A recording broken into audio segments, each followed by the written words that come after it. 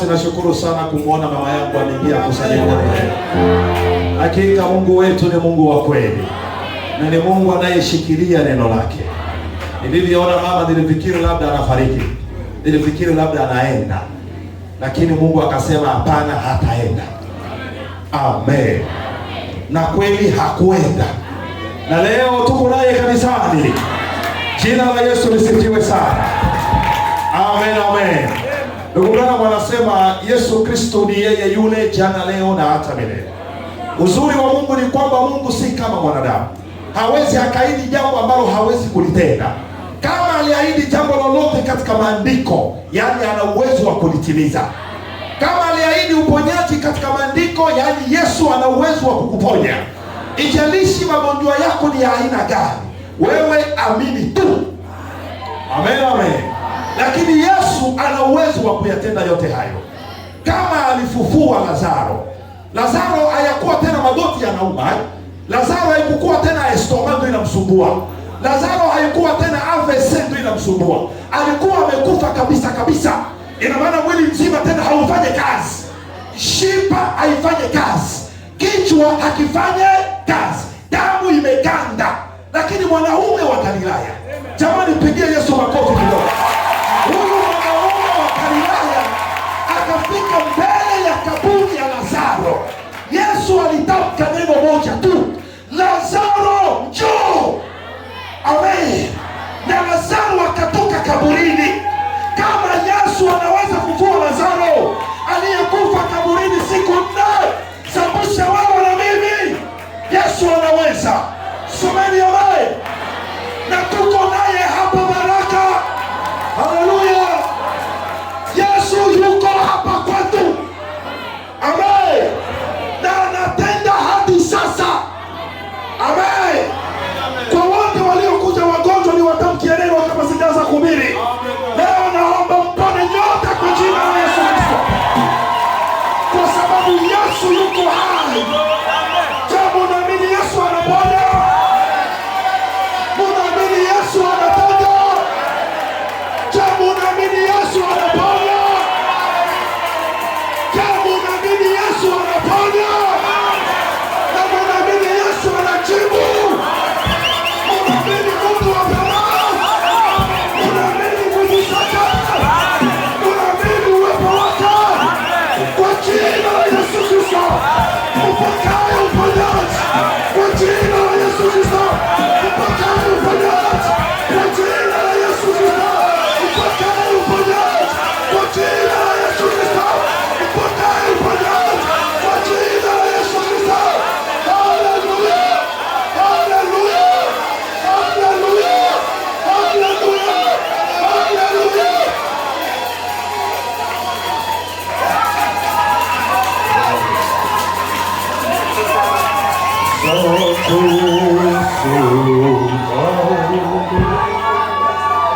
Asante Yesu. Asante Yesu.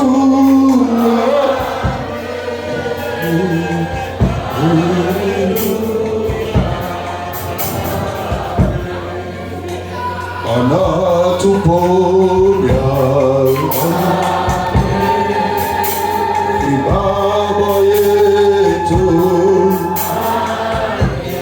Amen. Asante Yesu.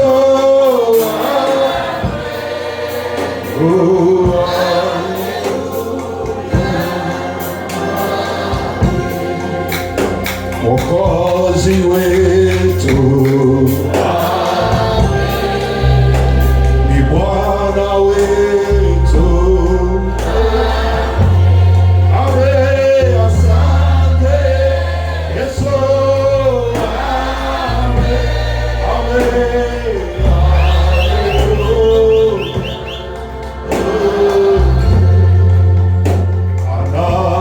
Anatupenda.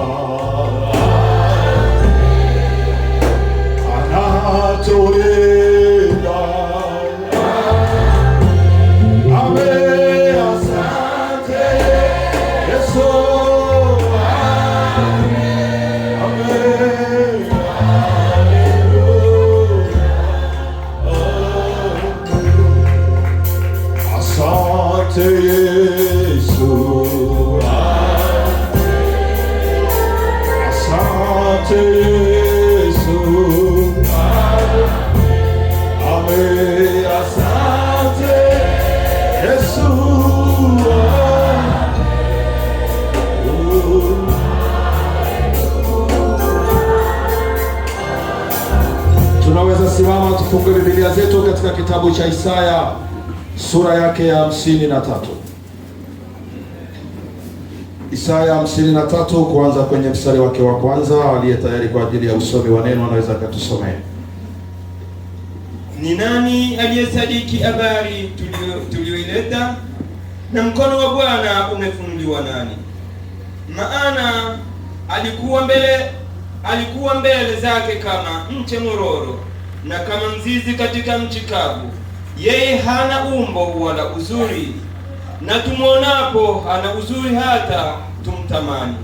Alizarauliwa na kukataliwa na watu, mtu wa huzuni nyingi, ajuaye masikitiko, na kama mtu ambaye watu umficha nyuso zao. Alizarauliwa, wala hatukumhesabu kuwa na haki. Hakika amechukua masikitiko yetu, amejitwika huzuni zetu. Lakini tulimdhania ya kuwa amepigwa na Mungu na kuteswa. Bali alijeruhiwa kwa makosa yetu, alichubuliwa kwa maovu yetu. Adhabu ya amani yetu ilikuwa juu yake, na kwa kupigwa kwake sisi tumepona. Sisi sote kama kondoo tumepotea, kila mmoja wetu amegeukia njia zake mwenyewe, na Bwana ameweka juu yake maovu yetu sisi sote. Amen. Bwana, tunaomba ubariki neno lako katika jina la Yesu Kristo. Amen. Amen. Naweza kuketi chini. Bwana wabariki sana, na karibuni katika kulisikiliza neno la Bwana. Tunaendelea na hili somo letu hapa. Title ni ndefu kidogo, ukatili wa dhambi na adhabu iliyogharimu kuondoa dhambi maishani mwetu. Ni mafundisho ya nabii. Amen. Na katika hili tumeligawa katika sehemu mbili. Sehemu ya kwanza ni ukatili wa dhambi, na sehemu ya pili ni adhabu iliyogharimu kuondoa dhambi maishani mwetu. Amen, amen. Kwa hiyo basi tungali bado tuko hapa katika ukatili wa dhambi. Katika hili swala la ukatili wa dhambi tukaanza pointi A ambayo ni dhambi ni nini. Amen, amen. Kwa hiyo tukaanza kuonyesha tangu wiki iliyopita dhambi ni nini. Amen. Kuteta ni matunda ya kutokuamini. Kwa hiyo dhambi sio kule kuiba au kuteta, ila dhambi ni kule kutokuamini kuliko ndani yako. Sema amen. Na katika lugha nyingine kutokuamini yaani kukosa imani.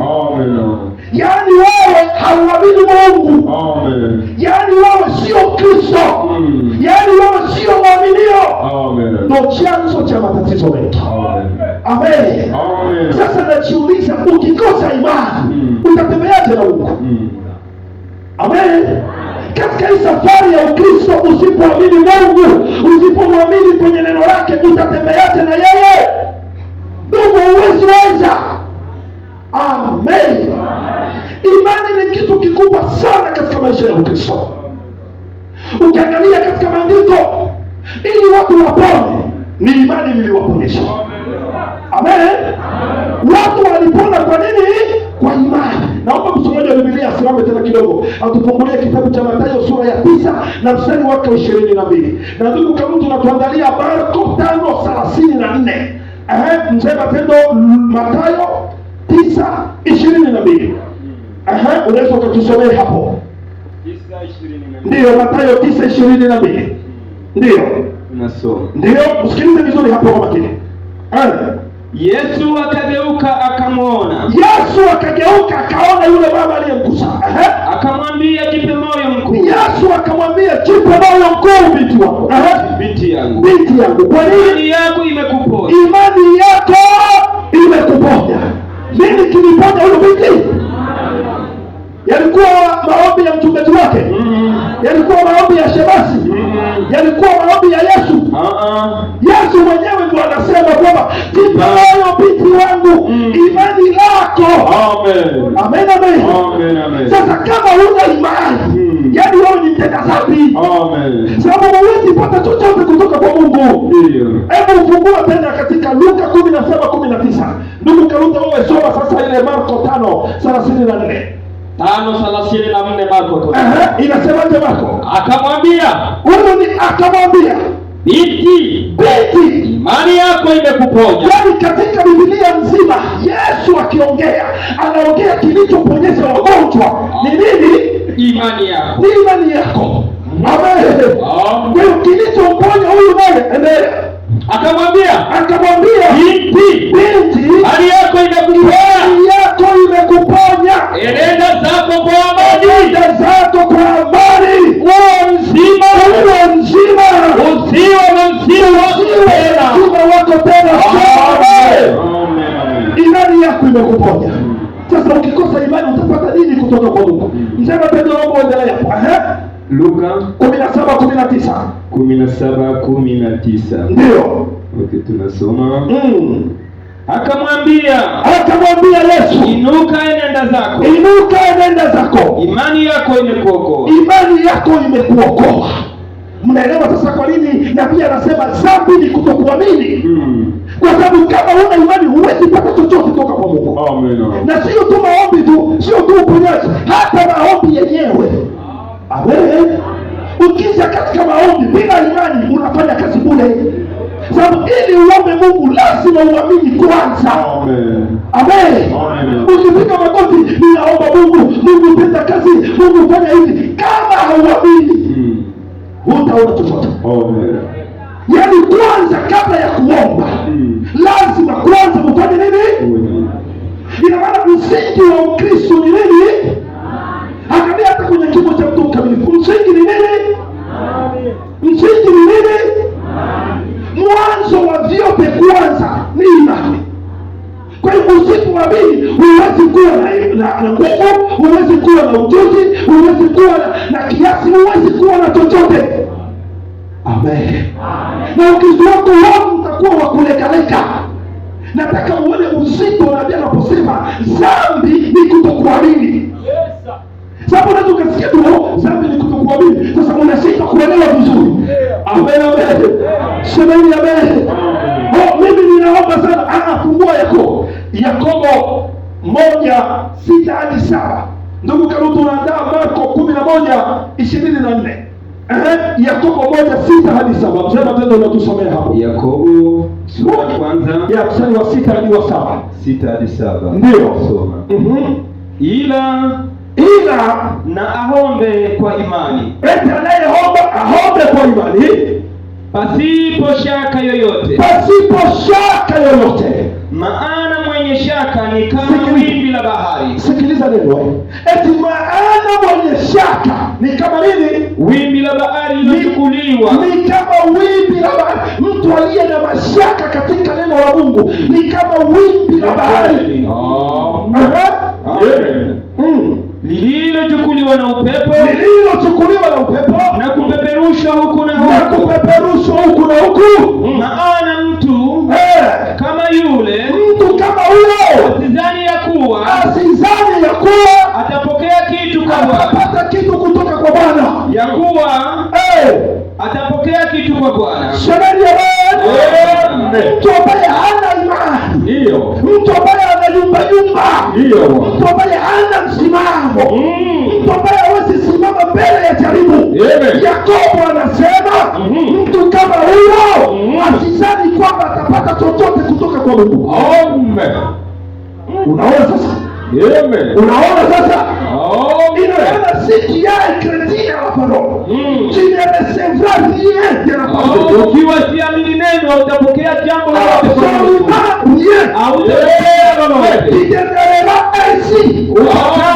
Pourquoi? Parce que tu es un chrétien. Kwa sababu ni asiamini. Pour marcher avec Dieu, il faut croire. Pour faire un pas avec Dieu, kufanya hatua na Mungu, il faut croire. Il faut croire ce qu'il dit. Il faut rester debout. Est-ce que vous croyez à la parole?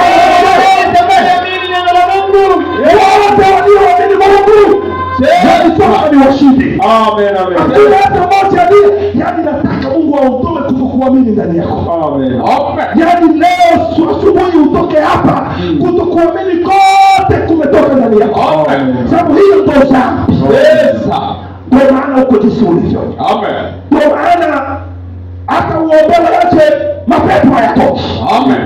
Ndio maana hata mahubiri nini kuteta ni pale. Ndio maana hata jasho litoke mimbarini watu hawabadiliki. Ndio maana tunafanya yote haya, lakini unaona pale pale roho iko kama jiwe. Ni kwa sababu huna neno. Ni kwa sababu huamini neno. Leo uamini neno kwa jina la Yesu Kristo. Roho Mtakatifu akubadilisha kwa jina la Yesu Kristo. Ageuze moyo wako kwa jina la Yesu Kristo. Amen. Hebu tupe Yakobo 24. Haleluya. Kwa sababu hiyo, eti kwa sababu hiyo nawaambia, Yesu anawaambia, haleluya, yoyote myaombayo. Haleluya. Yesu anaongea. Kwani kutokuamini ni dhambi? Yaani ni dhambi. Yesu anasema kwa sababu hiyo nawaambia, yoyote. Hebu acha niandike kidogo. Unajua mambo mengine bwana, unapoandika unasikia upako unaongezeka. Huyo ni Yesu. Amen.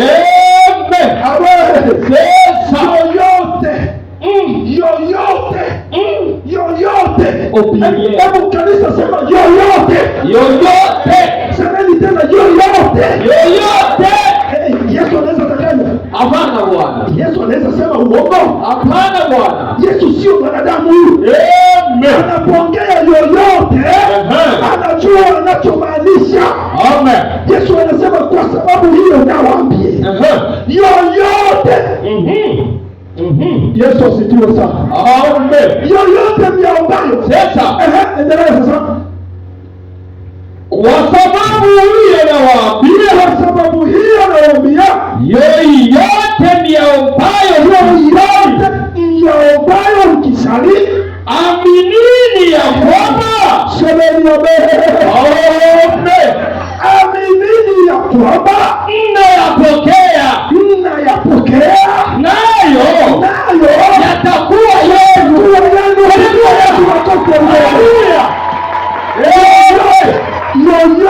Yoyote. Unaomba Mungu nini? Unataka Mungu akutendee nini?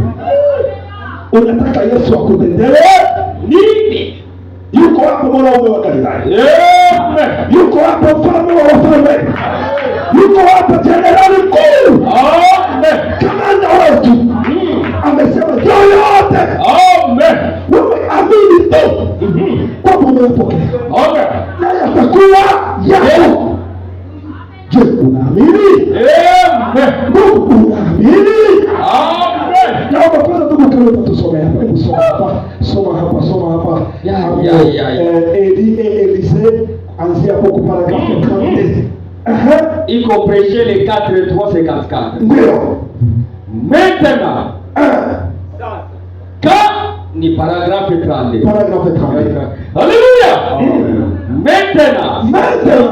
Quand ils sont arrivés au Jourdain, walipofika kwenye mto wa Yordani, c'était le moment de traverser. Ilikuwa wakati wa kuvuka.